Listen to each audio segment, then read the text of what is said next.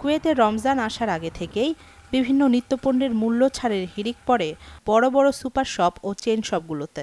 ক্রেতাদের আকৃষ্ট করতে পণ্য ভেদে চলে মূল্য ছাড়।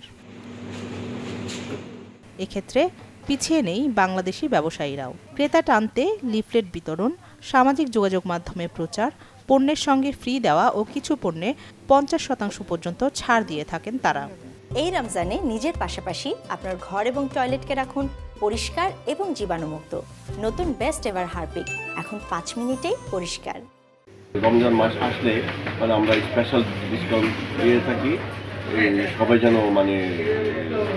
সস্তা দামে যেন বাজার সাথে করতে পারে এবং রোজা যেন রাখতে পারে, রমজান মাসটা যেন ঠিক মতো যেন উপলব্ধি করতে পারে। রমজান উপলক্ষে আমরা চেষ্টা থাকি যে আরও জনগণের সুযোগ সুবিধা দেওয়ার জন্য, যেমন কোনো জিনিসের দাম যেন না বাড়ে, একটু কমে দেওয়া যায় কিনা। সারা বছর যে দামে বিক্রি করি রমজানে তার থেকে আরও কমে বিক্রি করি। আমাদের এখানে আমরা কোনো রমজান উপলক্ষে কোনো দামপত্র বাড়াই না। রমজানে যেন কেউ পণ্যের দাম বাড়াতে না পারে সেজন্য পণ্যের দাম ও মেয়াদের উপর রাখা হয় নজরদারি।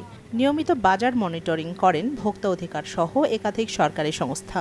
কোনো অসঙ্গতি ধরা পড়লে আইন অমান্যকারীকে করা হয় জরিমানা। কিছু কিছু ক্ষেত্রে দেখা যায় প্রতিষ্ঠান বন্ধের নজিরও।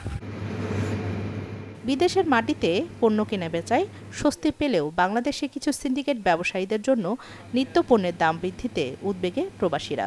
আমাদের দেশের ব্যবসায়ীরা সারা বছর চুরি করে, উৎসব আসলে, ঈদ আসলে, রমজান আসলে ওরা ডাকাতি করে। কিন্তু মধ্যপ্রাচ্যে যারা কুয়েত সহ মধ্যপ্রাচ্যে যারা আছেন ব্যবসায়ীরা সারা বছর তারা ব্যবসা করেন। উৎসব আসলে বিভিন্ন জাতি বর্ণ বিশেষ ওনারা যে উৎসবে, প্রতিটা উৎসবে যে